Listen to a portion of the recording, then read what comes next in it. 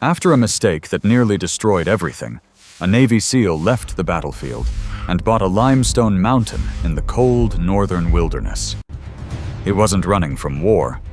He was facing the one mistake he had never forgiven himself for. The people in town looked at him with caution.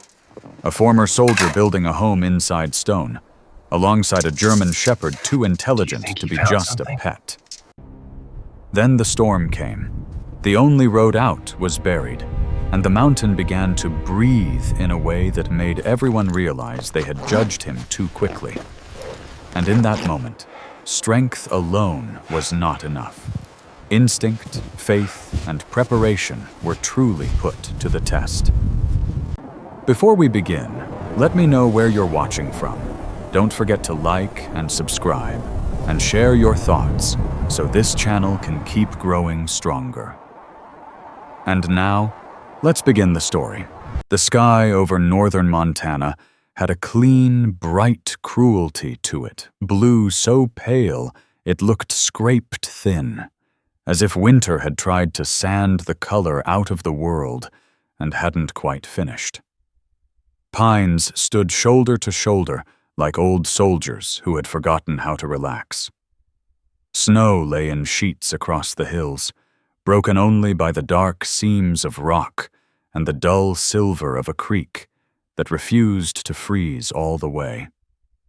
A pickup truck crawled along the last stretch of county road, tires hissing over packed powder.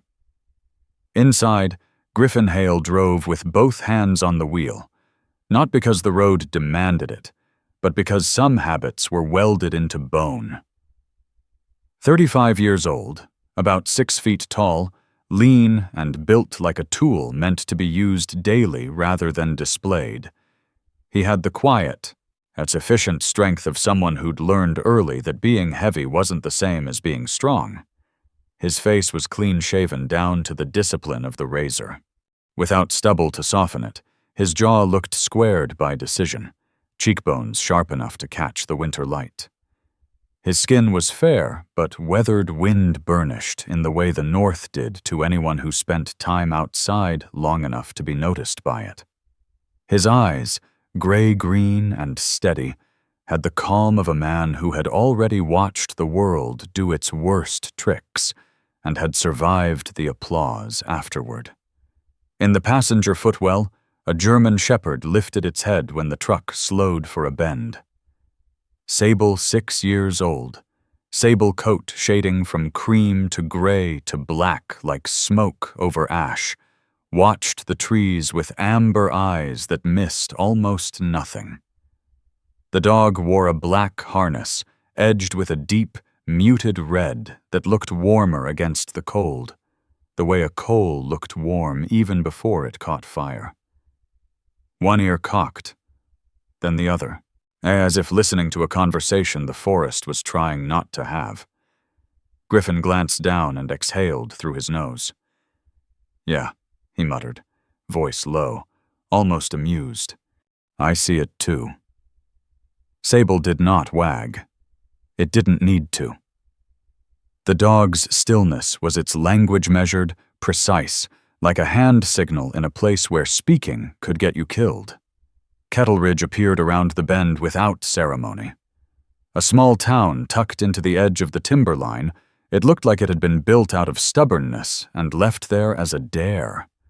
A diner, a hardware store, a gas station with one flickering sign, and homes that sat hunched against the cold, as if they were trying to make themselves smaller targets. Griffin didn't come for charm. He came for distance. He parked near the sheriff's office, a squat building that looked more practical than proud, and stepped out into air that tasted like iron and clean wood. His boots crunched over gravel glazed with ice. The tactical combat shirt he wore, olive gray, if faded and softened by too many washes, hung comfortably on his frame. The cuffs and shoulders were worn thin in places, as if the fabric had carried more than its share of weight. Under it, a dark red thermal layer peaked at the collar and wrists, a small ember of color against winter's strict palette. His combat pants were old, too earth brown, with a hint of moss green, knees scuffed, cargo pockets sagging slightly from habit, as if they remembered carrying tools even when empty. A beat-up military watch sat on his wrist, scratched face catching a sliver of light. Sable hopped down after him, paws landing softly, then sat at Griffin's heel with an obedient patience that still felt like a choice. The door opened before Griffin reached it. Sheriff Marla Kincaid stepped out and met him like she'd been expecting trouble, and was mildly disappointed to find paperwork instead. She was in her late 40s, broad-shouldered, and carried herself with the straight-backed authority of someone who had learned the hard way that hesitation invited chaos. Her hair, dark with streaks of gray, was pulled into a low, practical knot. Her face held the kind of lines that came from squinting into weather and watching people lie. Her eyes, a cool brown, took in Griffin's posture, his hands, his dog, and the careful calm on his face. "You're Hale," she said. It wasn't a question. "Yes, ma'am." Griffin kept it respectful without bending too far. He'd learned the difference between politeness and submission. Marla's gaze dropped to Sable. "And that's Sable." Sable looked at her once brief, assessing, then returned its attention to the street like it had better things to do than charm local law enforcement. Marla's mouth twitched, not quite a smile. "Dogs got manners." "Better than mine," Griffin said, and for half a second the air between them warmed with something like humor. Not a second figure appeared in the doorway behind her. Deputy Colin Reyes, mid-20s, lean, with a fresh face that hadn't yet been fully introduced to the town's tragedies. His uniform looked newer than Marla's, his boots less scuffed. Dark hair cropped short, a faint shadow of stubble on his jaw, and a cautious skepticism in his eyes, like a man who'd read enough stories to suspect Griffin might be one. Colin's gaze snagged on the dog first, then the tactical clothing, then Griffin's eyes. "Sir," Colin said, not unfriendly, but careful. "You the one buying land up by the limestone slope?" Griffin nodded once. "That's me." Marla shifted her weight. "We can talk inside." Warmer. Inside smelled like coffee that had been reheated too many times, and paper that had lived in drawers. Griffin filled out the last of the forms, permits, property boundaries, and safety acknowledgments, because he hadn't come to the north to start a fight with bureaucracy. He'd fought enough things that bled. He could handle ink. Marla signed where she needed to, then leaned back in her chair. "Your plan," she said, tapping the paperwork, "is to renovate that old cut in the hillside." "It's an abandoned storage tunnel. Old mining days. I'm not digging deeper," Griffin replied. "I'm reinforcing what's there. Drainage, ventilation, a proper exit. All within code." Colin's eyebrow rose. "Most folks build cabins." Griffin's eyes didn't flinch. "Most folks like paying to heat the sky." That earned him a short, involuntary laugh from Colin. More surprise than amusement, like the deputy hadn't expected Griffin to have a sense of humor. Marla didn't laugh, but her tone softened by a hair. "People will talk." "They always do," Griffin said. He left the sheriff's office with papers in hand, and the strange relief of having something official to hold. Outside, the sun had shifted, the light sharper now.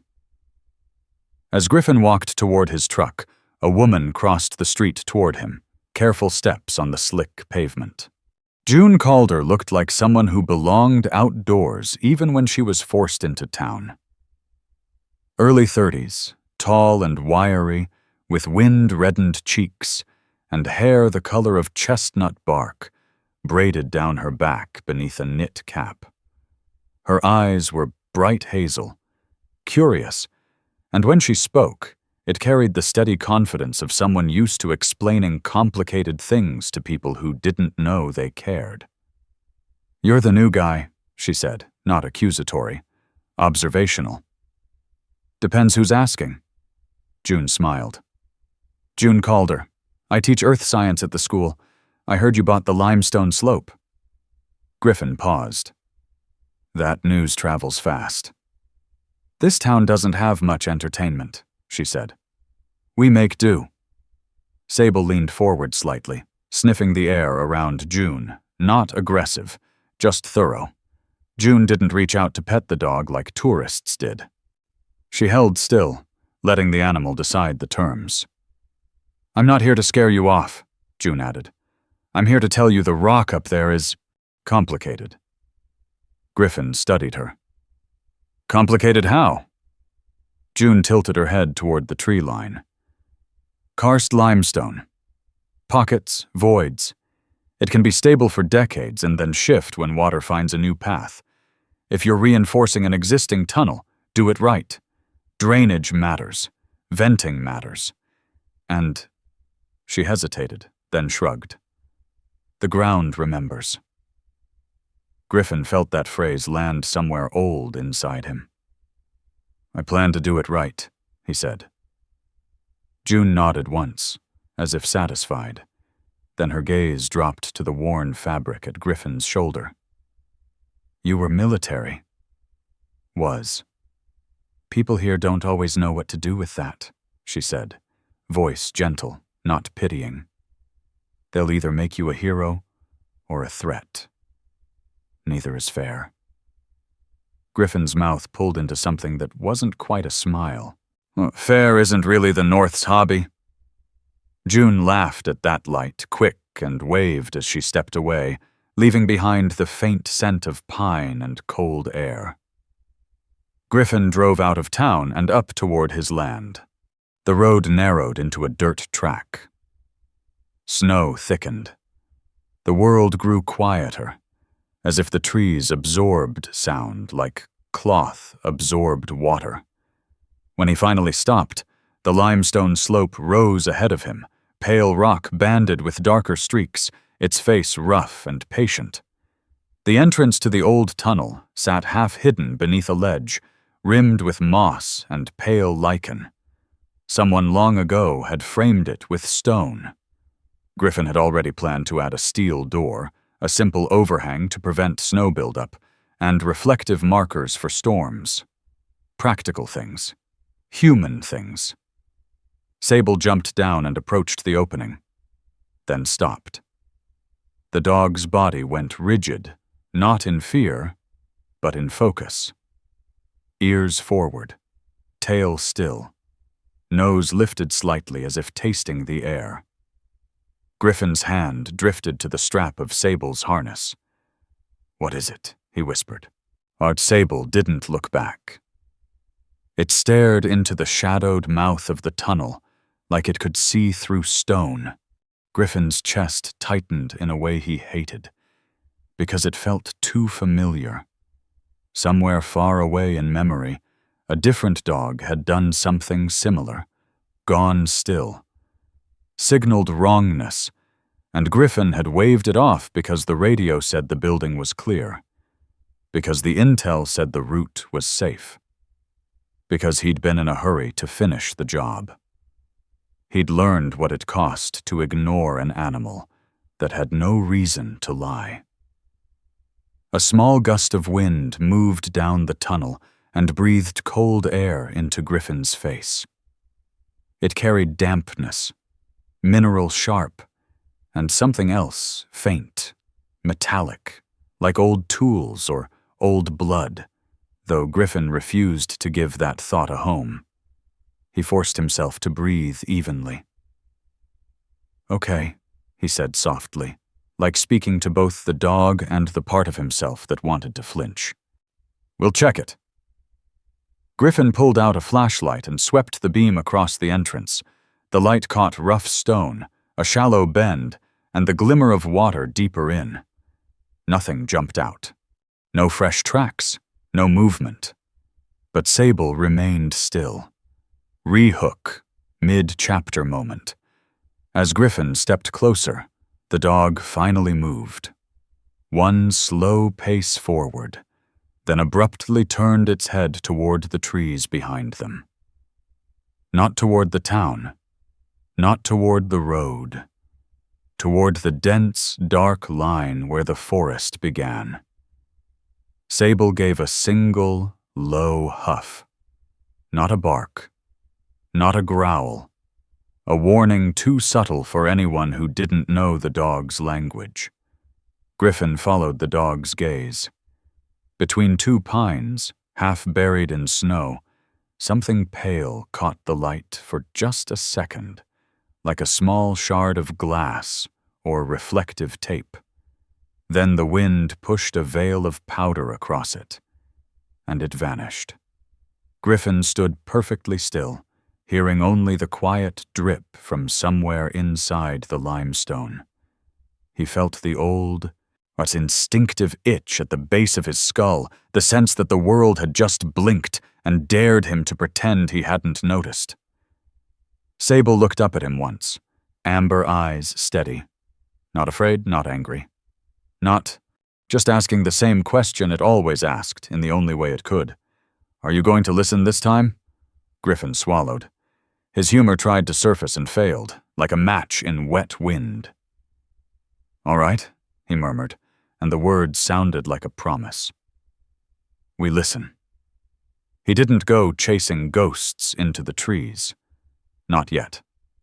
He marked the spot mentally, the way you marked a suspicious door in a hallway. He turned his attention back to the tunnel entrance, because whatever lay ahead, home, trouble, or both, this was where he had chosen to plant his life. He spent the next hour unloading gear-basic tools, tarps, a stove, storage bins, working with the calm rhythm of someone who found peace in tasks with clear steps. Sable paced the perimeter, circling, sniffing, pausing at the tree line again and again, as if keeping time with something under the snow. By late afternoon, the sun lowered and the cold sharpened. Griffin set up a temporary camp just outside the entrance, not inside yet. He made coffee that tasted like survival more than comfort. When Sable finally lay down near his boots, the dog did not fully relax. One ear stayed up. That night, when the sky turned black and the stars burned hard and bright, Griffin heard footsteps crunching up the slope. He stood, hand near his flashlight, posture quiet but ready. Sable rose without a sound. An old man came into view carrying a lantern. Curtis Bellamy looked carved from winter. Late 70s, tall but stooped, beard white and bristled, skin weathered into a map of creases. His eyes were pale and sharp, the kind that had spent a lifetime watching rock and learning when it lied. He wore a heavy coat patched at the elbows and gloves stained with work. He stopped a few feet away and looked from Griffin to Sable. Then he nodded once, as if confirming something to himself. "You're the one fixing the old cut," Curtis said. His voice was gravel warmed by fire. Griffin kept his tone respectful. "Yes, sir." Curtis lifted the lantern, light wobbling over the limestone entrance. "Folks in town will tell you that tunnel's nothing but an old storage hole," he said. "That's what they say when they don't want to remember." Griffin didn't interrupt. He'd learned that men like Curtis spoke in layers. Curtis's gaze settled on Sable. "That dog of yours," he said, "looks like it knows the difference between quiet and safe." Sable stared back, still as a statue. Curtis lowered the lantern slightly and looked Griffin in the eye. "Listen to me," he said. "Limestone is polite. It holds its tongue until it doesn't. The ground up here has pockets, voids, places water can disappear into and come back wrong. You can build a home in it. You can. But you don't get to treat it like a dead thing. Griffin felt the truth of that like weight. What Curtis took one slow breath, then delivered the warning that would brand itself into Griffin's memory. "Son," he said, "the rock doesn't care who you used to be. It only cares whether you listen. Because limestone never stays completely still." Curtis turned and began the slow walk back down the slope, lantern light bobbing like a tired star. Griffin watched until the glow disappeared into the trees. Then he looked at Sable, and in the dog's amber eyes he saw something that felt uncomfortably like fate patient, watchful, and not easily impressed. The night held its breath, and Griffin, for the first time in a long time, chose to hold his two just long enough to hear what the earth might say next. Morning arrived without drama, just a slow whitening of the ridge as light sifted through pine needles and touched the limestone face in pale bands. Frost clung to the rock like a second skin. Griffin Hale stood outside the tunnel entrance with a mug of coffee cooling between his hands, studying the slope the way he used to study a map before stepping into unknown ground. Sable sat beside him, sable coat catching the sun in layered shades, cream at the throat, gray along the ribs, black saddle dark against winter glare. The red-edged black harness lay snug over muscle and fur. The dog's posture was composed but not relaxed. One ear pivoted lazily, tracking the faint movements of morning ice cracking along the creek, a raven's wing beat, distant timber popping as it adjusted to temperature. Griffin didn't speak. His silence was not emptiness to him. It was information waiting to be noticed. He set the mug down and crouched near the entrance. The limestone felt colder than the air, damp along the edges where condensation gathered. He traced the rock's texture with his gloved fingers, fine-grained in some sections, porous in others. Karst. June had been right. June Calder arrived shortly after sunrise, boots crunching up the slope with brisk purpose. She carried a weathered canvas field bag slung across her shoulder and a collapsible walking staff in one hand. Her braid swung against the back of her forest green jacket. She moved with the confident gait of someone accustomed to uneven ground, neither hesitant nor careless. "You're up early," she said, breath fogging faintly. "So are you." June smiled slightly. "Rock doesn't mind waiting. People do."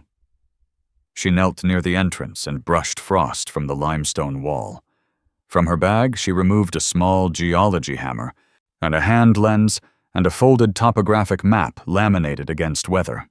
Her fingers were nimble and deliberate, nails short, hands wind-roughened from years outdoors. "This formation," she said, tapping lightly against the stone, "has microfractures. Nothing catastrophic by itself, but when snow melts unevenly, water slips into the smallest seams. It freezes again overnight, expands, contracts. It doesn't take much." Griffin listened, eyes tracking the slope above them. "You think it's unstable?" he asked. "I think it's patient," she replied. "That's worse." Sable rose and circled once, nose low. The dog moved along the base of the slope, pausing at certain points as if mapping scent into memory. Griffin had learned that Sable did not waste motion. Every pause meant something catalogued. June stood and stepped back to view the entrance from a distance. "You reinforcing the ceiling?" "Steel ribs, discreet. Anchor bolts drilled into stable bands only. I'll run drainage trenches here and here." He gestured with a gloved hand. "Water won't sit." June nodded, approving the precision in his explanation. "Most people don't plan that far." "I'm not most people." That earned him a sideways glance. Not judgmental, just observant. No, she said softly. You're not. Griffin turned toward the interior and flicked on his flashlight. The beam cut a steady line down the shallow bend. Inside, the air held a mineral chill, the faint scent of wet stone and something older dust from decades of quiet. He stepped carefully inside, boots crunching against grit. Sable followed, shoulder brushing his thigh before moving ahead by a controlled few feet. The tunnel widened into a small chamber where old wooden supports still stood. Griffin studied them closely, weathered but intact. I'll replace those, he muttered. No point trusting dead wood. June remained at the threshold, letting her eyes adjust. Look, you don't strike me as someone looking for isolation, she said after a moment. I'm not. Then what are you looking for? Griffin paused. There were answers he could give that sounded simple. Privacy, efficiency, independence. But the truer one lived deeper. Control, he said finally. Over something. June didn't press further. She seemed to understand the weight beneath the word. They worked through the morning marking sections of rock, identifying drainage paths, noting areas of minor erosion. Griffin moved methodically, as if muscle memory guided him through more than just construction. Every measurement was double-checked. Every line drawn was deliberate. By midday, the sun had shifted high enough to soften the frost. Meltwater began to drip faintly from the overhang above the entrance. It formed a slow rhythm tap, tap, tap into the snow below. Sable stiffened. Griffin noticed before June did. The dog's head lifted sharply, the eyes narrowing toward the tree line above the slope. What? Griffin asked quietly. Sable didn't bark. It stepped forward 3 paces and stood between Griffin and the forest, body angled protectively without tension. June turned, following the dog's focus. The trees looked ordinary pine trunks dark against the light, branches heavy with snow. Then Griffin heard it. Not a snap. Not a footstep. A sound subtler, a hollow shift underfoot, as if something deep within the earth had exhaled. It lasted less than a second. Griffin's heartbeat climbed reflexively. June frowned. Did you feel that? He nodded once. It's minor, she said quickly, perhaps reassuring herself as much as him. Freeze-thaw adjustment. Happens all the time. But Sable did not relax. Without warning, Sable moved uphill several yards, nose pressed close to the snowpack. The dog began pawing gently, not frantic, not aggressive, just deliberate scraping. Griffin followed. At first he saw nothing but snow crust, then a glint. He knelt and brushed away powder with his glove. A strip of bright reflective tape lay partially embedded beneath the surface faded, torn at one edge. It didn't belong to nature. June inhaled sharply. That's trail marker tape. Old? Griffin asked. Could be years. Could be months. Her voice tightened slightly. There used to be informal hiking routes up here before the school closed access. Nothing official. Griffin turned the tape over in his hand. It was brittle from cold, weathered but not ancient. Sable watched him, eyes steady, as if confirming. You see it now. Griffin scanned the tree line again, slower this time. The slope above held subtle depressions beneath snow hard to distinguish from natural drift, but not impossible. We're not chasing anything today, he said evenly, mostly to himself. We're building. June exhaled. Good. But something had shifted, while Griffin tucked the tape into his pocket without comment. He would not let curiosity outrun caution. He had learned what happened when momentum overruled patience. They resumed work. Griffin measured anchor points for reinforcement beams. He marked the interior wall for ventilation channels. He traced where drainage trenches would guide meltwater away from the entrance. Sable returned to his side, but remained more alert than before, eyes flicking occasionally toward the trees. By late afternoon, a truck engine echoed up the ridge. Deputy Colin Reyes climbed out, jacket collar turned up against wind. He looked younger in daylight, sunlight revealing faint freckles across his nose and the restless energy of someone who hadn't yet decided whether the world was predictable or not. "Sheriff sent me to check on the site," Colin said, climbing toward them carefully.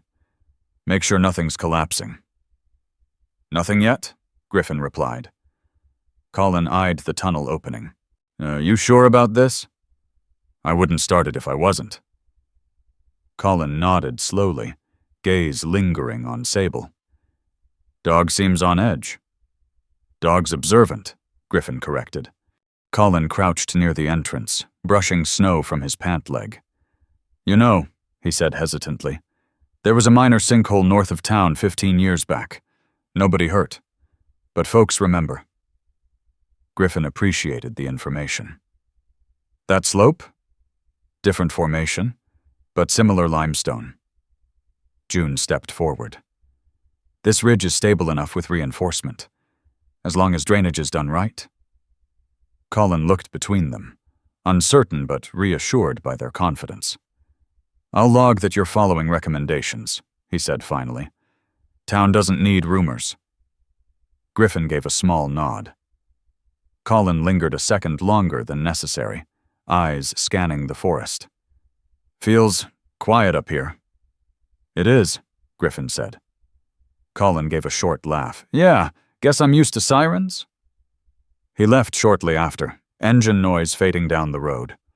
The ridge returned to stillness. By evening, Griffin had installed temporary supports inside the chamber and mapped where permanent reinforcements would go. The work felt grounding. Each bolt tightened was a small defiance against uncertainty.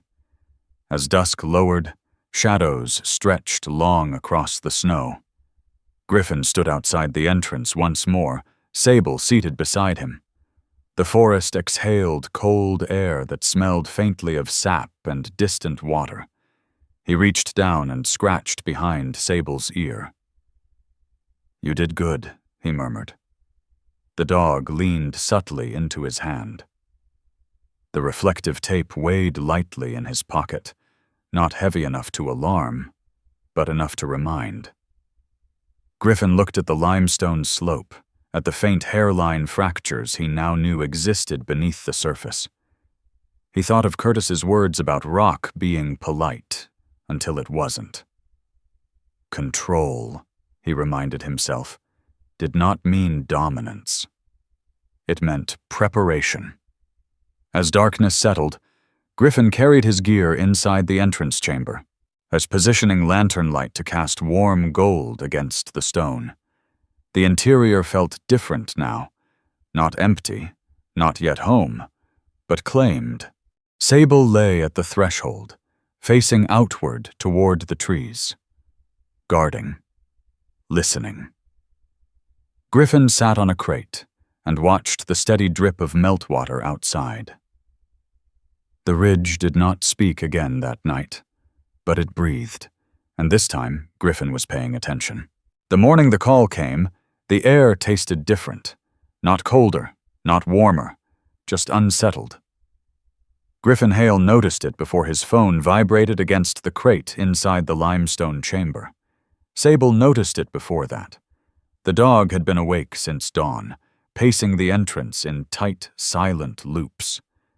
Not anxious, not restless, just waiting for something to align.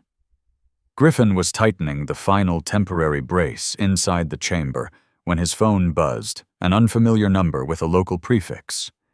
He answered on the second ring. "Hale." Sheriff Marla Kincaid's voice came steady but clipped. "We've got a missing hunter. Name's Walter Hensley, 62. Went up toward the North Ridge yesterday afternoon. Didn't come back." Griffin's jaw tightened slightly. Weather?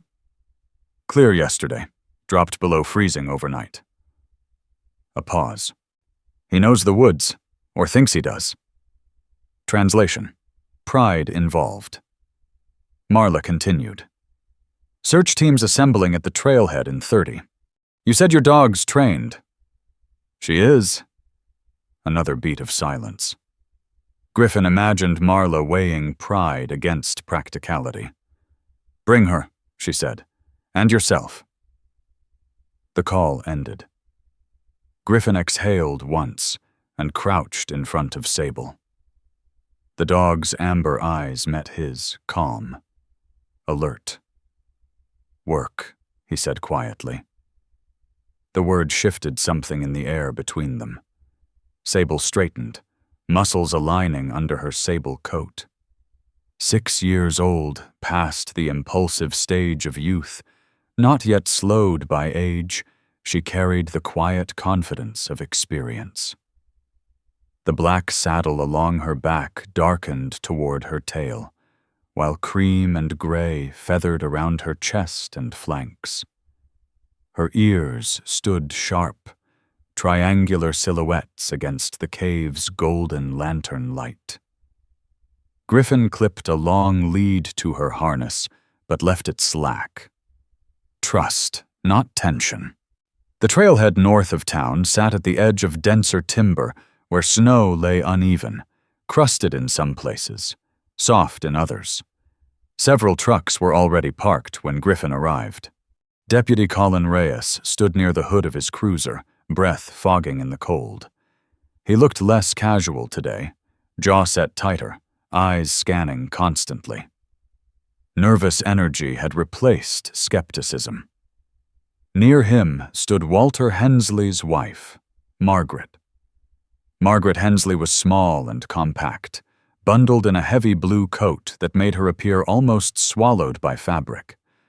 Her gray hair was cut short and practical, her face lined deeply but not weakly.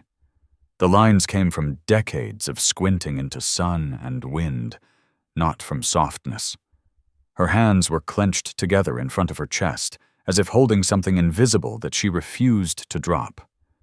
She looked at Griffin, and then at Sable. That dog find people? She asked, voice thin but steady. Yes, ma'am, Griffin replied. Margaret nodded once, accepting that answer as if it were a contract. And Sheriff Marla stood a few paces away, briefing a small Team 3 volunteers from town. Among them was Evan Rourke, tall and broad-shouldered, beard thick and copper red, face usually quick with sarcasm. Today he looked stripped of humor. Snow dusted his flannel jacket. His eyes avoided Margaret's. Marla turned when Griffin approached. Last confirmed sighting was near the narrow cut by the old ridge bend, she said. No fresh snowfall overnight. Tracks should still hold. Griffin crouched and let Sable scent a glove belonging to Walter, provided by Margaret with trembling fingers.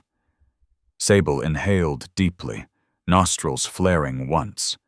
Then again. Her body shifted. Focus sharpened. She'll take us, Griffin said. They moved in a loose formation up the ridge trail. Snow crunched under boots in uneven rhythm. The air smelled of pine sap and distant water beneath ice. Sable moved slightly ahead, nose low but not dragging. She paused at intersections without instruction, turning once, dismissing a wrong direction before committing to another. Griffin allowed her space to decide. Colin stayed near Griffin's left side.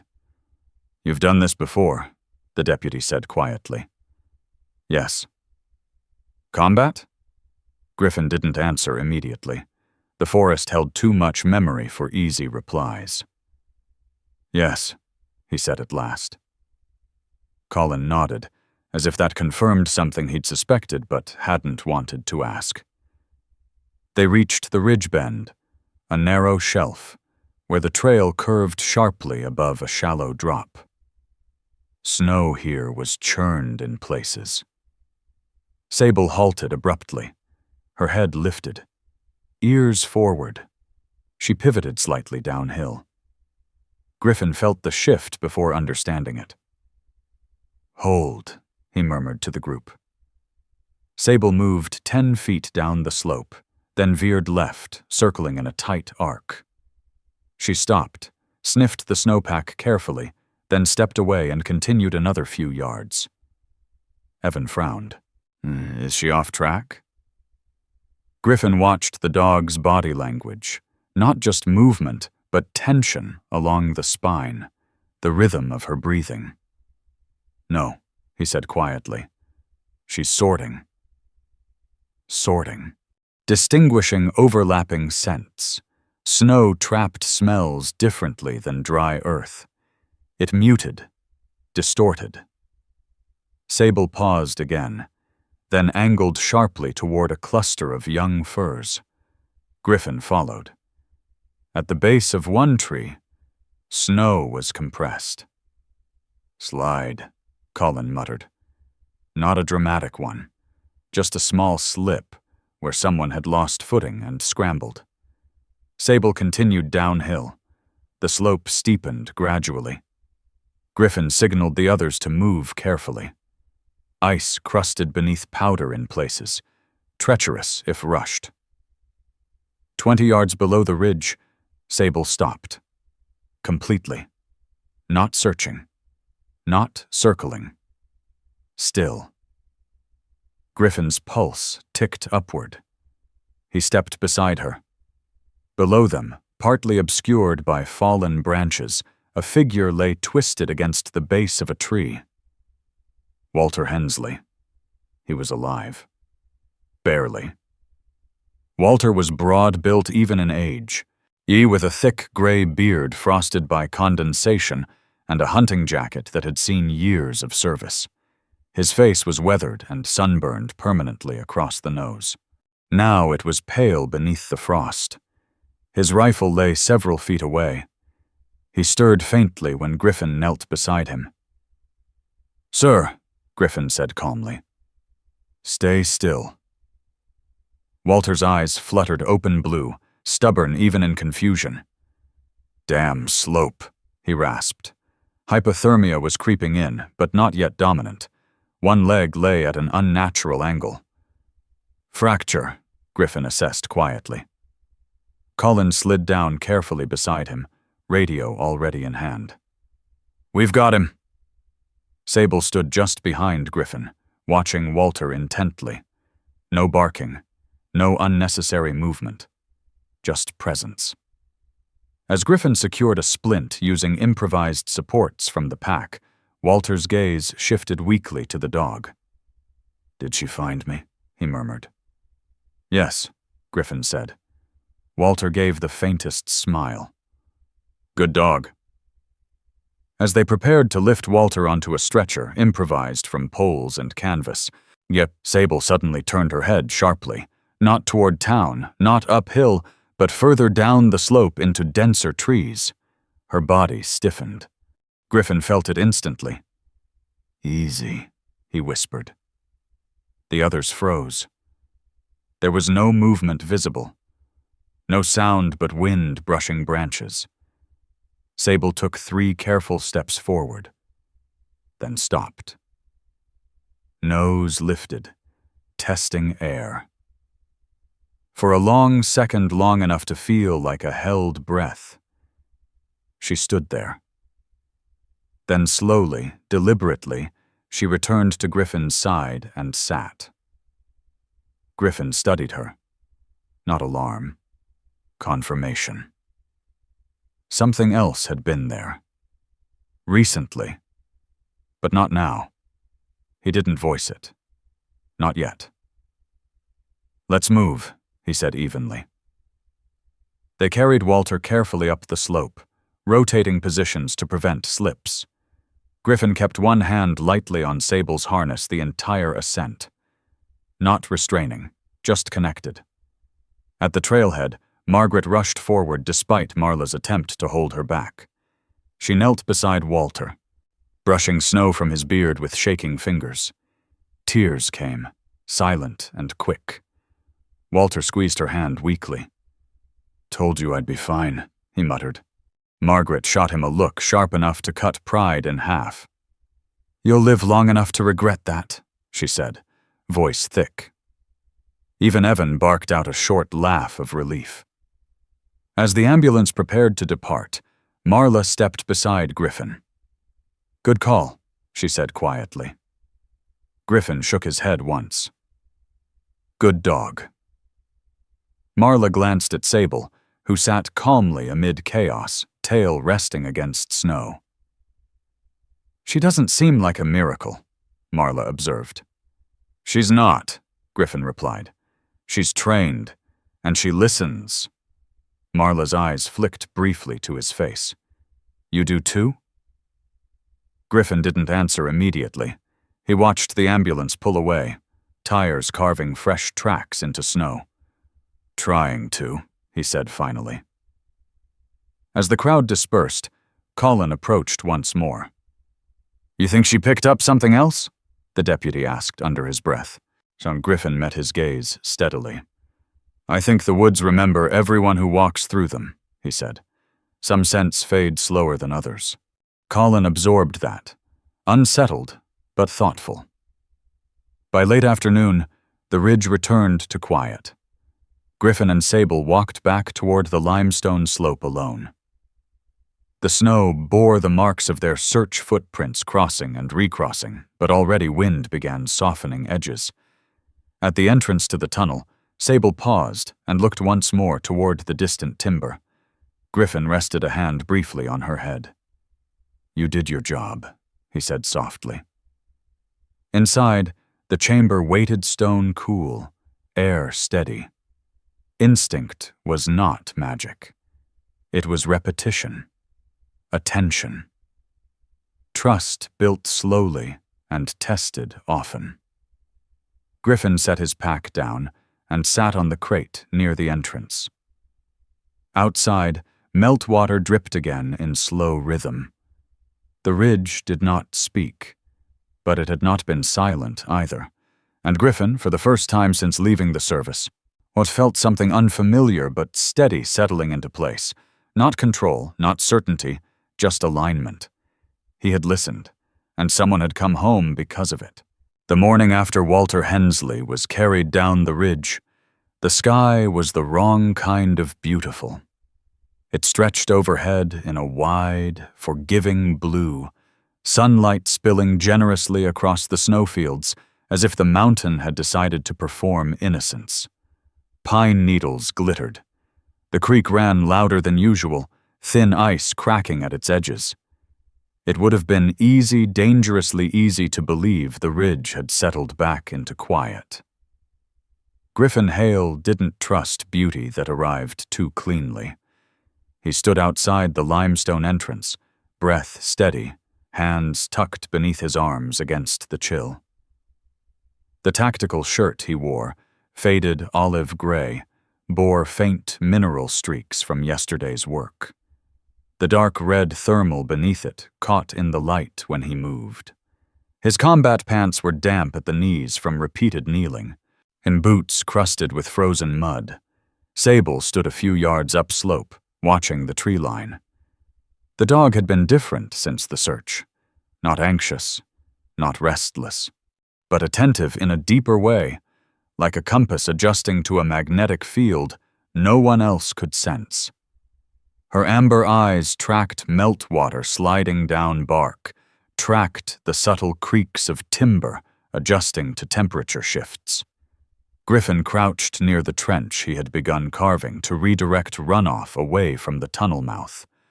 Overnight, the snowpack had softened slightly. It yielded more easily under his shovel than it had 2 days before. June Calder had warned him. Freeze. Thaw. Repeat.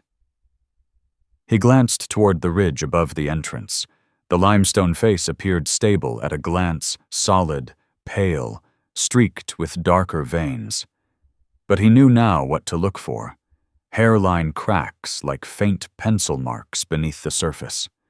A truck engine echoed faintly from the road below. Sheriff Marla Kincaid climbed the slope carefully, boots deliberate. She had left her hat off today, dark hair pinned tight, the streaks of gray visible against sunlight.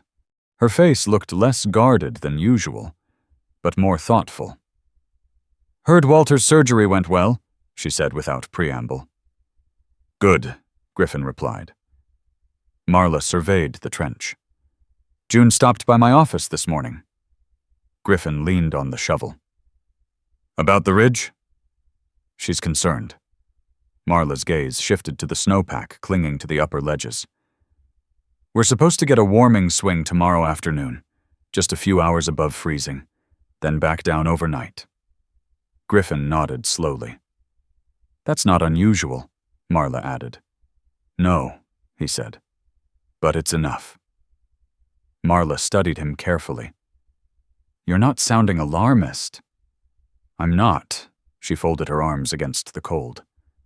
"But you're not relaxed either." Griffin met her eyes calmly. "Relaxed isn't the goal." Marla's mouth twitched slightly. Before she could respond, Sable stiffened. Not dramatically. Subtly. Her ears angled toward the ridge above them. Her body shifted weight forward. Not defensive. Evaluating. Marla noticed. "She hears something?" "She hears everything," Griffin said quietly. They both looked up. Nothing visible. Just sunlight melting the edges of cornices clinging to rock. A drop of water fell from a ledge above and struck the limestone with a hollow tap. Then another. Then a third. The rhythm quickened almost imperceptibly. June's voice echoed faintly from below the slope. She approached briskly, braid bouncing against her back, cheeks flushed from the climb. She carried a small weather meter clipped to her jacket. "Temperature's already climbed 2 degrees since sunrise," she said, slightly out of breath. "Faster than forecast." Griffin straightened. "That's early," he said. "Yes." June scanned the slope. "It's not the air temperature alone that matters. It's the surface melt." She stepped closer to the rock face and placed her palm against it, closing her eyes briefly as if listening through skin. "The limestone holds cold longer than soil," she murmured. "But once the meltwater finds seams—" She didn't finish the sentence. Sable moved again slow, controlled steps, positioning herself not at the entrance, but slightly to Griffin's right.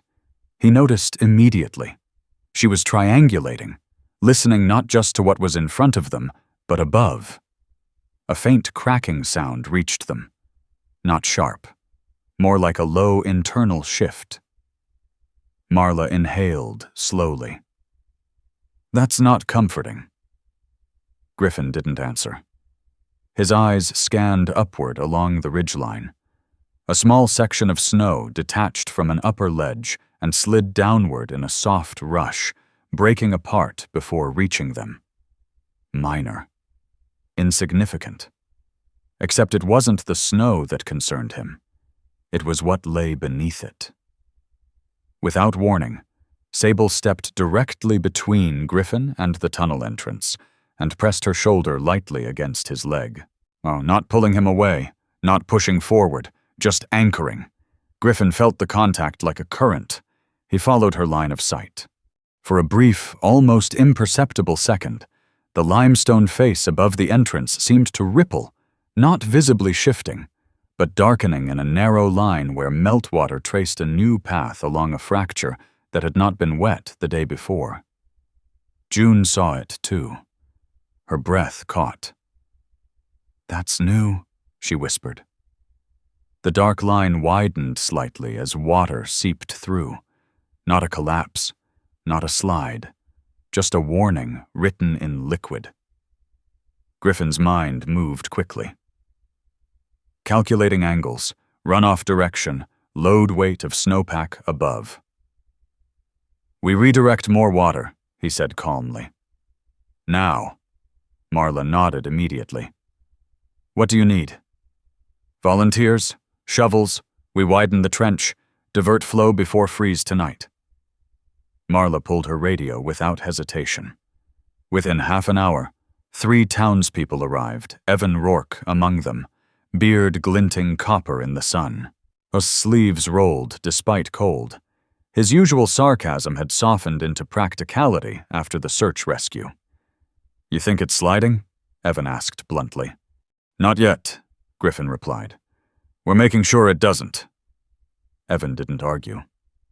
They worked in coordinated rhythm, carving deeper channels along the slope's base to guide meltwater away from the entrance. June directed placement with precise gestures, calculating natural drainage patterns. Deputy Cullen arrived later with additional sandbags from town storage. He looked more serious today, less boyish. "Sheriff said we're preventing future paperwork," he muttered as he hauled a bag into position. Griffin almost smiled. By mid-afternoon, the warmth peaked. Snow along the ridge above visibly sagged. Water trickled steadily down the limestone face. The dark fracture line remained thin but present. Sable maintained her post, eyes scanning constantly. Griffin felt something inside him aligning, not fear, but readiness. The kind that hummed beneath skin without shaking it. Control was an illusion. Preparation was not. As the sun dipped lower, temperatures began their gradual fall. The trickle slowed. Water in the trenches flowed cleanly away from the entrance, redirected into safer channels along the slope. The dark fracture line stopped widening. June crouched near it once more as the air cooled. "It's holding," she said quietly. "For now," Griffin replied. Marla stood beside him, hands on her hips, watching the ridge with thoughtful silence. "You're not panicking," she observed. "Panic wastes oxygen," he said. Marla exhaled faintly through her nose, a sign of approval. By dusk, the volunteers dispersed. Evan clapped Griffin once on the shoulder before heading down the slope. "Guess that rock picked the wrong week," Evan said gruffly. Griffin didn't answer. He knew rock didn't pick weeks. It responded. Sable finally relaxed slightly as cold reclaimed the slope. Her tail rested against the snow. On her ears still pivoted, but slower. Griffin stepped inside the tunnel entrance and lit the lantern. Warm light washed over the interior walls, revealing the temporary braces he had installed. He ran his hand along one steel support. Solid. Outside, the final meltwater droplets froze into thin icicles along the ledge. Griffin returned to the entrance and looked up one more time. The ridge stood quiet again, but it had spoken. Not loudly, not violently, just enough to be heard by those willing to listen. He crouched beside Sable and rested his forehead briefly against the top of her head. "You felt it before we saw it," he murmured. Sable blinked slowly. Calm. He didn't thank her. He didn't need to. The lesson wasn't about heroics. It was about timing. Above them, the snow settled into evening stillness. The ridge did not move again that night, and Griffin understood something clearly now. The mountain wasn't an enemy. It was a system. And systems could be read, if you paid attention long enough. The storm did not announce itself with thunder. It arrived like a quiet correction. By late afternoon, the sky had dulled from bright blue to a heavy white gray, the kind that flattened distance and made the ridge look closer than it was. Snow began again, not violent, not theatrical, just steady, deliberate flakes that layered over the slope Griffin had spent days reinforcing. Inside the limestone chamber, lantern light cast warm amber across steel supports and clean drainage lines. Griffin stood near the entrance, listening to the subtle change in wind direction. Sable was already there before he moved. The German shepherd sat at the threshold, body angled outward. Her sable coat caught stray light in layered shadow. The red-trimmed harness was visible beneath drifting snowflakes that clung briefly to her fur before melting from body heat, and her ears flicked twice. Griffin stepped outside. The wind had shifted north. Snow fell thicker now. He scanned the ridge above, no visible movement, no widening fractures. The trenches were channeling water effectively. But this storm was different. The air carried weight. His phone vibrated. Sheriff Marla Kincaid did not waste time. "We've got a problem," she said. "What kind?" "The only road south is blocked. Minor slide from the eastern shoulder. Not huge, but enough to shut it down." Griffin's jaw tightened. "Injuries?" "Not yet, but snow's picking up." "How bad?" "Enough." He ended the call and crouched beside Sable. "We move." The drive into town took longer than usual. Snow gathered along the road in uneven ridges. By the time Griffin reached Kettle Ridge's main street, plows were already struggling to keep pace. At the edge of town, where the road curved past the gas station and narrowed into the single route out, the problem was visible. A section of hillside had sloughed downward, a combination of wet snow and loosened soil. Not catastrophic. Not a mountain collapsing, but heavy enough to pile across the asphalt in a thick, uneven barrier. Sheriff Marla stood near a cruiser, collar turned up against the wind. Deputy Colin Reyes worked with 2 town volunteers to direct vehicles back toward town center. Snow accumulated quickly over the fresh slide, masking its edges. Evan Rourke was there too. Sleeves rolled despite falling snow, shovel already in hand. His copper beard was dusted white, his usual rough humor replaced by quiet focus. "How long?" Griffin asked as he approached. Marla glanced at him. "County crews are 3 hours out minimum. Visibility's dropping." "Anyone stranded past it?" "Couple of drivers turned around in time. No one stuck on the far side." She exhaled slowly. "But if it builds..." Griffin studied the slope above the slide. The soil was dark, saturated from previous melt, and snow continued layering over it, adding weight. "This isn't about digging through," he said. "It's about preventing more." Marla nodded once. "We've got maybe 40 people in town total. If power goes..." Griffin didn't let her finish. "We consolidate," he said. "Get people off the road. Keep engines running only if necessary." Sable moved at his side, nose working the air. The wind howled briefly down the road, carrying the sharp scent of disturbed earth. Evan approached, shovel over his shoulder. "You think it'll go again?" he asked bluntly. "Maybe," Griffin answered honestly. "Depends on how much more the slope gives." Evan nodded once and didn't argue. They organized, quickly redirecting traffic toward Town Square, moving elderly residents closer to buildings with backup generators. The diner owner, Mrs. Talbot, a round-faced woman in her late 50s with flour-dusted hands and a temperament that could scold grown men into silence, opened her doors without hesitation. "Hot coffee," she declared. "No arguments." Snow thickened. By early evening, power flickered once, then twice, then held. Inside the diner, townspeople clustered near windows. Voices were low, controlled. Fear was not loud here. It moved quietly between people, settling in shoulders and jawlines. Griffin stood near the entrance, boots leaving wet tracks on the tile floor. His tactical shirt was damp from snow, darkened along the shoulders.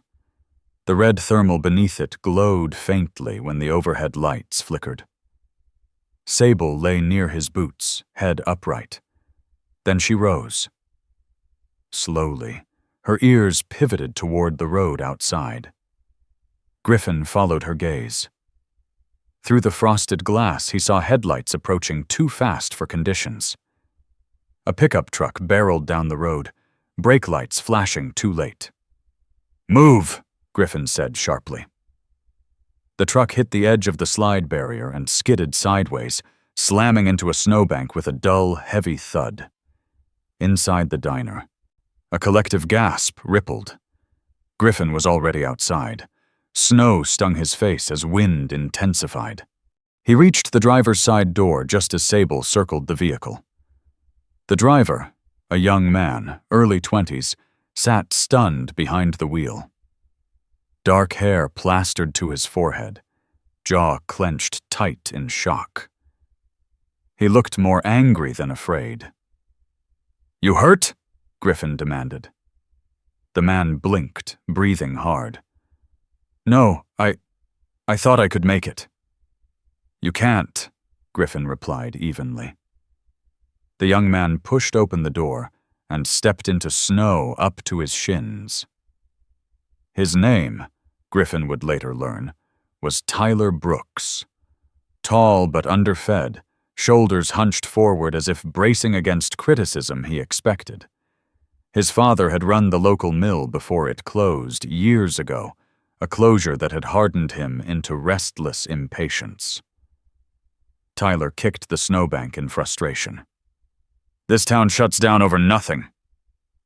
Griffin met his gaze without raising his voice. It's not nothing," he said. Tyler's anger faltered slightly under the calm weight of Griffin's tone. Behind them, another low sound carried from the slope above the blocked road. Not loud, not dramatic, but deeper this time. Sable froze. Her body went rigid, head angled uphill. For a fraction of a second, everything felt suspended, the snow, the wind, even breath.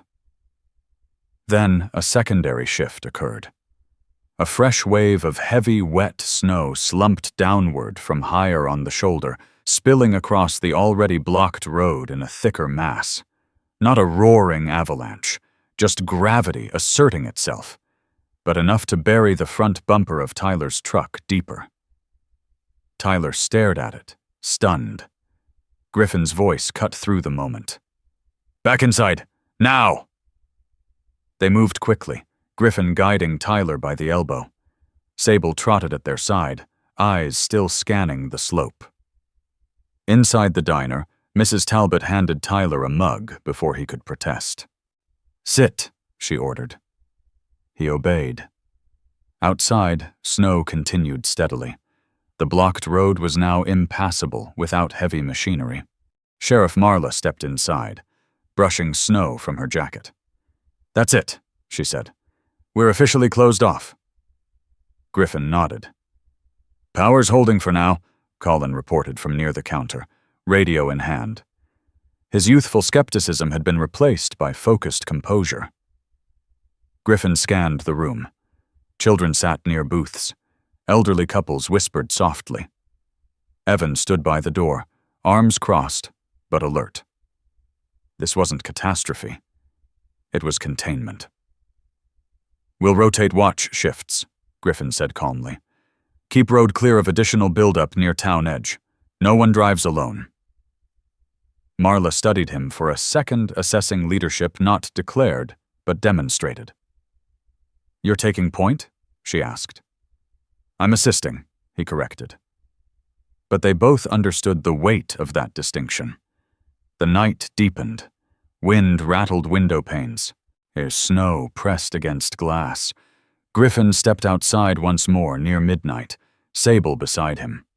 The road beyond town lay buried beneath layered white and dark soil.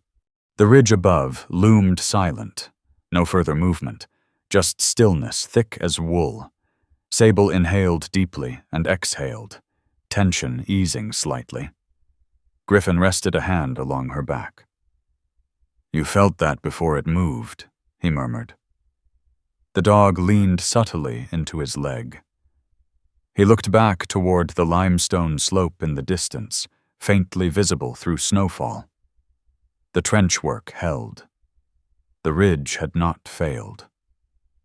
The only road out was blocked, but the town remained intact.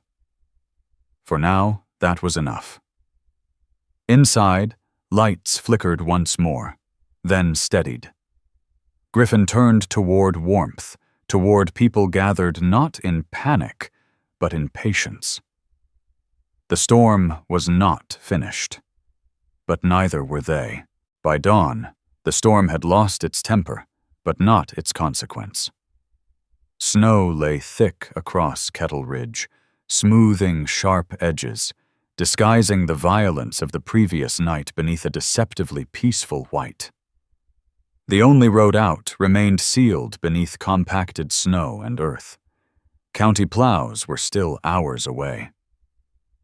Inside Mrs. Talbot's diner, the air smelled of coffee, wet wool, and human patience.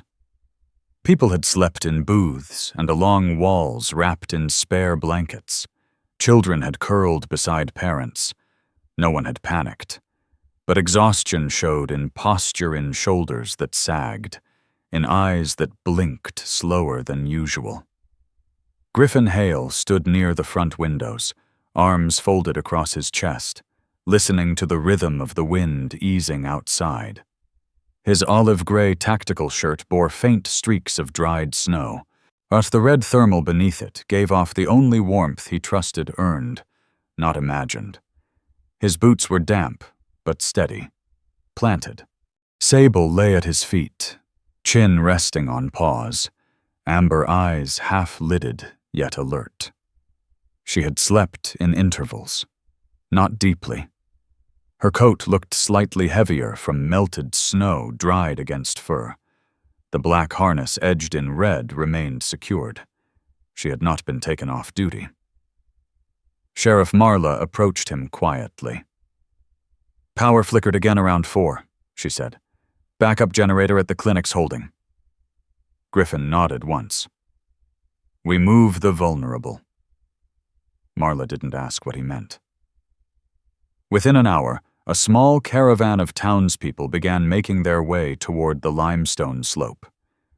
The decision had not been ceremonial. It had been practical. Griffin's reinforced tunnel was not large enough for everyone, but it was insulated, stable, away from sagging rooftops. June Calder walked beside him up the ridge, braid tucked beneath her hood, and her cheeks were wind-flushed but steady. "You sure about this?" she asked quietly. "It's not ideal," Griffin said. "It's controlled." Behind them came Evan Rourke, carrying 2 heavy bags of supplies across broad shoulders. His copper beard was stiff with frost. He said nothing. Just worked. Colin followed with a portable radio unit and extra batteries, jaw tight, but focused. At the back of the line walked Mrs. Talbot and Margaret Hensley, guiding 2 elderly residents, Frank and Ida Morrison. Frank Morrison was 78, thin as wire, but stubborn as the old timber mill that once stood outside town. His white mustache bristled against his pale skin. Ida, his wife, moved carefully beside him, petite, silver-haired, hands gloved and folded together. She suffered mild asthma and walked slower than the rest.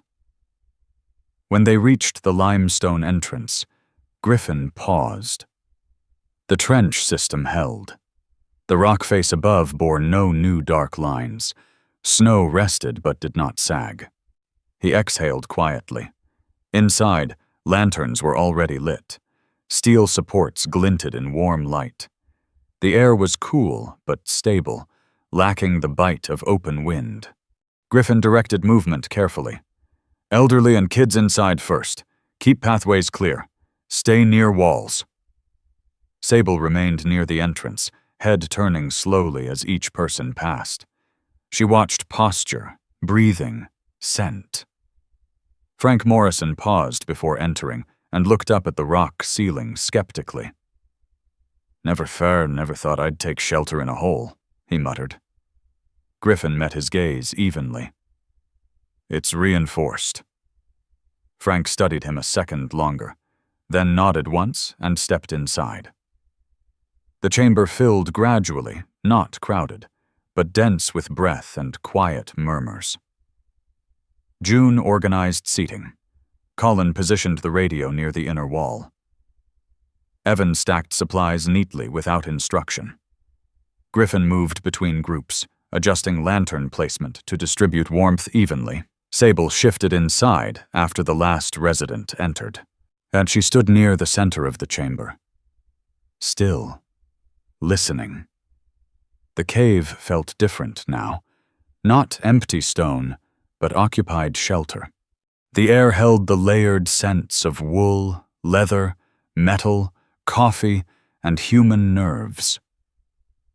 Griffin leaned briefly against a support beam and closed his eyes for half a second. He felt the weight of responsibility settle not as panic, but as pressure measured in decisions. He remembered another enclosed space long ago, dust thick in air. Radio static cutting through silence, a dog's rigid posture that he had dismissed. Not this time. Griffin. He opened his eyes. It was Tyler Brooks. The young man stood awkwardly near the entrance, snow still melting from his boots. Without the edge of last night's frustration, he looked younger, uncertain, searching for where to stand. "You need help with anything?" Tyler asked. Griffin studied him briefly. The boy's father's mill had closed when Tyler was 15. The shutdown had hollowed out more than employment. It had hollowed out direction. "Grab that water crate," Griffin said. "Stack it along the far wall." Tyler nodded quickly and obeyed. The chamber settled into low conversation. Outside, wind shifted again. Sable's ears twitched. She lifted her head sharply. Griffin felt it immediately. Not fear. Alert. He stepped toward the entrance and peered outside. Snow fell lighter now, but wind carved drifts unevenly along the slope. The world looked muffled. Behind him, Ida Morrison coughed short, dry. June moved quickly to her side, kneeling to adjust Ida's scarf. "You all right?" June asked softly. Ida nodded weakly. "Just tight." Griffin measured the air inside. Lantern heat had raised the temperature slightly. Humidity climbed subtly with breath and bodies. He moved to crack the secondary ventilation vent open by an inch. The cave responded with a quiet draft. As Griffin returned toward the center of the chamber, Sable suddenly walked away from the entrance, not toward noise.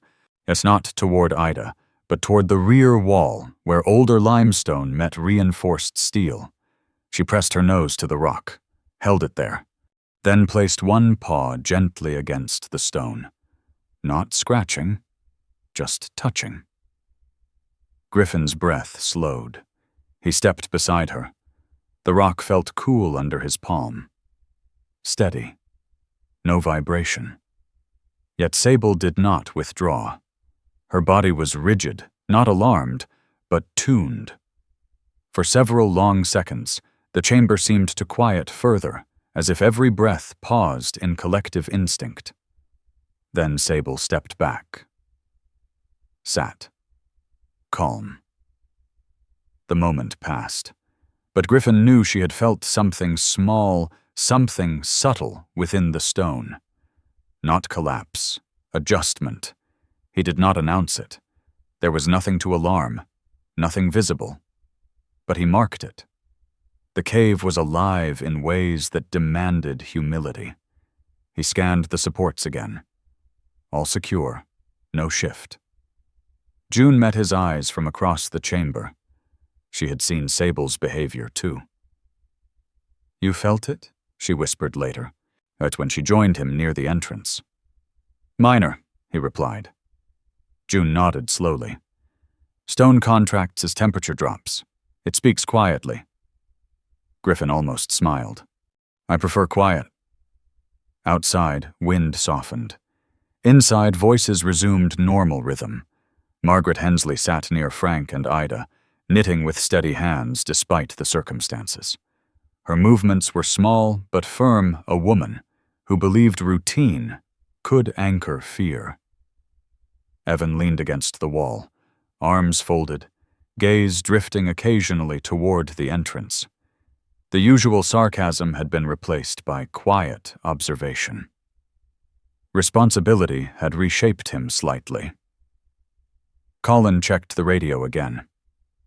"County plows delayed another hour," he reported. Marla approached Griffin.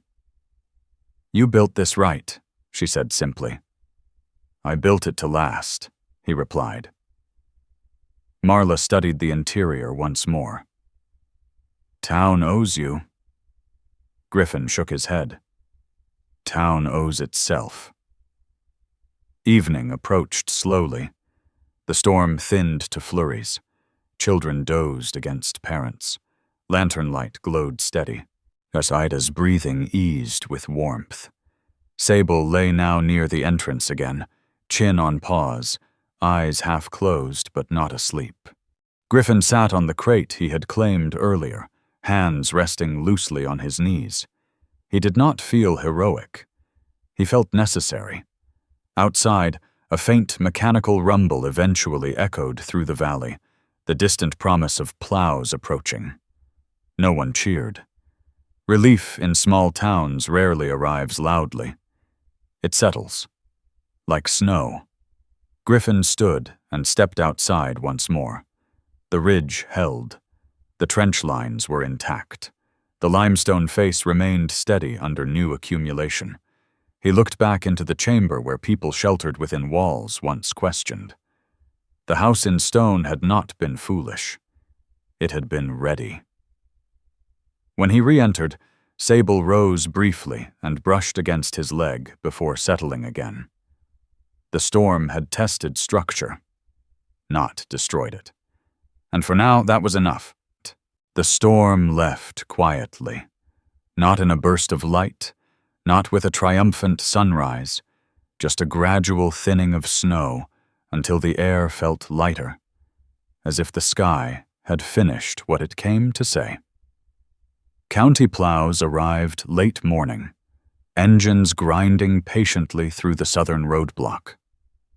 By noon, the single route out of Kettle Ridge was carved open in narrow, muddy lanes. Power lines were inspected. Roofs were cleared. The town began its slow return to visible normalcy. But storms do not end when roads reopen. They linger in calculations. They linger in absences. By mid-afternoon, Sheriff Marla Kincaid stood outside the diner with a clipboard pressed against her coat.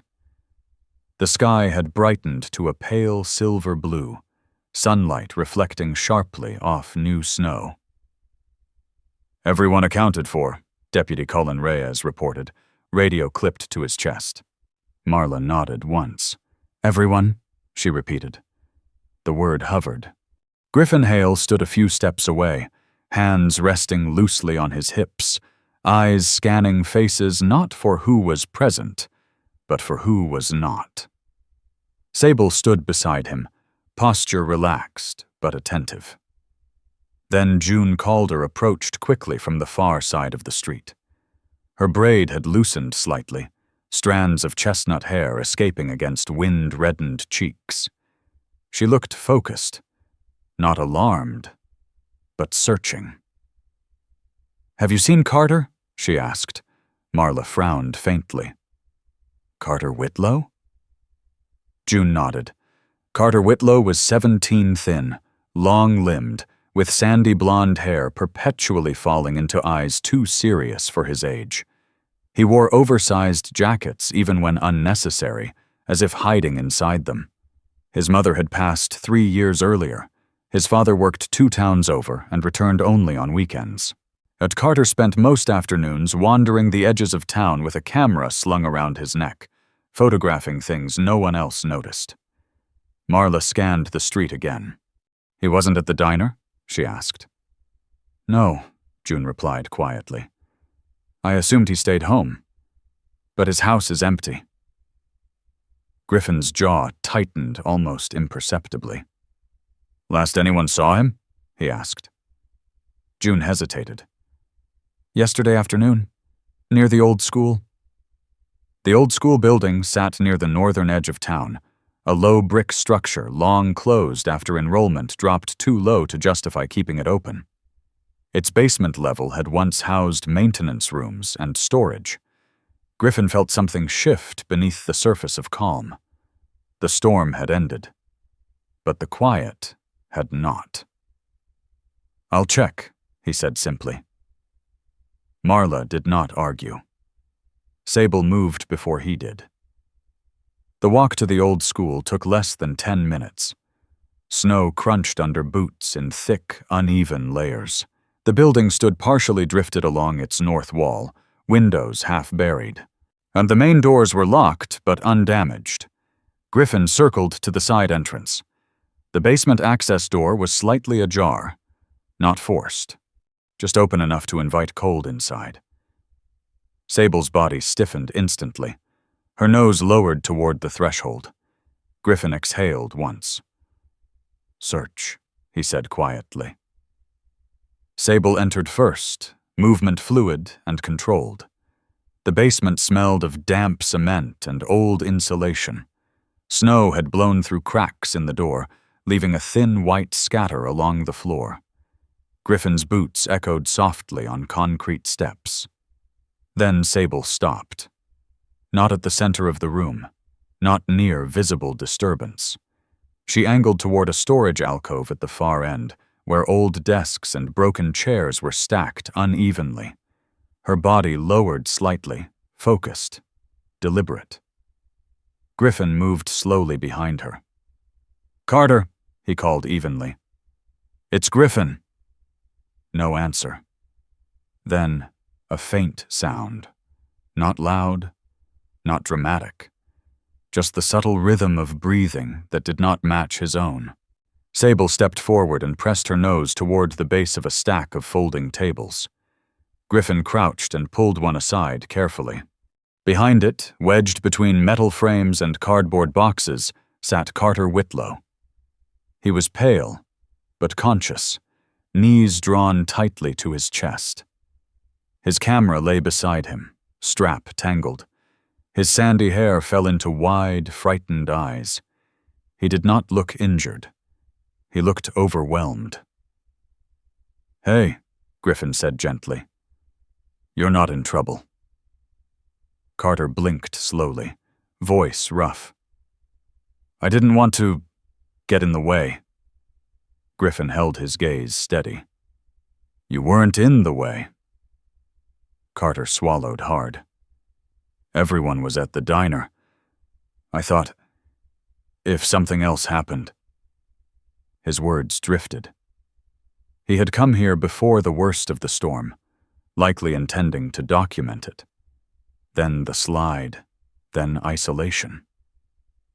The basement door had blown partially open during wind shifts. He had stayed, perhaps believing he could ride it out unnoticed.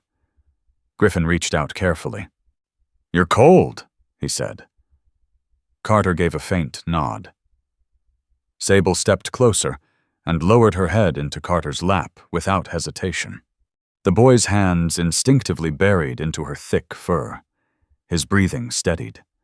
For a brief second, as Griffin helped Carter stand, Sable lifted her head and looked past him toward the far corner of the basement where shadow pooled heavier than it should have. Her body froze. Not in alarm. Recognition. Griffin turned his flashlight toward that dark corner. Nothing moved. Just old pipes and a cracked wall. Yet Sable held her gaze there for a long heartbeat before slowly returning her attention to Carter. Griffin felt the echo of that pause settle into him. He did not voice it. There was no immediate threat. But the dog had sensed something, not human, not recent. Just the lingering presence of emptiness, where something once had been. The building held memory, but not danger. "Let's go," Griffin said quietly, outside. Some sunlight struck the snow so brightly Carter squinted. June was waiting near the schoolyard fence. When she saw Carter, her shoulders dropped visibly in relief. She moved toward him and placed both hands gently on his face. "You scared me," she said softly. "I'm sorry," Carter whispered. "You don't disappear during storms," she replied, not angry, just firm. Marla arrived moments later, boots cutting clean lines in snow. "All accounted for now," she said. Griffin nodded. As they walked back toward town, Carter stayed close to Sable, one hand resting in her fur. The dog moved with steady composure, neither indulgent nor distant. Tyler stood outside the diner when they returned, arms crossed, posture less defensive than before. He gave Carter a short nod respect, earned quietly. Inside, Mrs. Talbot insisted Carter eat immediately. Life resumed in small increments. Later that evening, as the town settled into familiar rhythms, Marla approached Griffin near the slope leading back toward the limestone ridge. "You've got a knack," she said. "For what?" "For being where you're needed." Griffin shook his head slightly. "I just listen," he said. Marla studied him for a moment longer, then extended a hand. "We're forming a formal emergency response group," she said. "Volunteer-led. I want you on it." Griffin looked toward the ridge above, then down at Sable sitting quietly beside him. The dog's amber eyes met his. Not expectation, just steadiness. "I'll help," he said. That night, back at the limestone chamber, Griffin stood alone at the entrance. The trench lines were intact, the supports steady, the ridge quiet beneath moonlight. Sable sat at his side, watching the forest. No wind, no movement, no unsettled breath beneath stone. Griffin exhaled slowly. The mountain had tested them. The town had held. He rested his hand against the cool limestone wall. It did not shift, it did not warn. It simply existed. And Sable, ever alert, yet watched the dark timberline one last time before lowering herself to rest. The storm had passed. The town remained, and Griffin no longer stood at its edge. He stood within it. Sometimes miracles do not arrive as fire in the sky or voices in the wind. Sometimes they come quietly, in the steady hand of a neighbor, in the strength to prepare before the storm, in the instinct of a dog who listens when we do not. Maybe that is how God often works. Not by removing every storm, but by placing the right people beside us when it comes. Not by silencing the mountain, but by teaching us to hear its warnings. Not by making us fearless, but by reminding us that we are never alone. In everyday life, the storms are not always made of snow and stone. They look like uncertainty, loss, exhaustion, doubt. They close roads. They shake foundations. They test what we thought was solid. But faith is not the absence of shaking. Faith is choosing to build wisely anyway, to prepare, to listen, to trust that even when the ground shifts, God has not stepped away. Maybe the real miracle in this story was not survival. It was alignment. A man who learned to listen. A town that chose to stand together.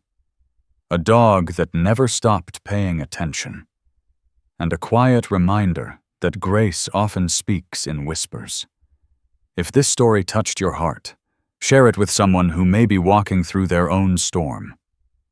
Leave a comment and tell us where you have seen quiet strength in your life. Subscribe to the channel so we can continue telling stories that remind us to listen more closely. To the earth, to each other, and to God. May the Lord bless you and your family. May He steady your ground when it feels uncertain. May He guide your steps, calm your fears, and surround you with people who stand beside you when the wind rises. And may you never miss the quiet miracles happening right in front of you.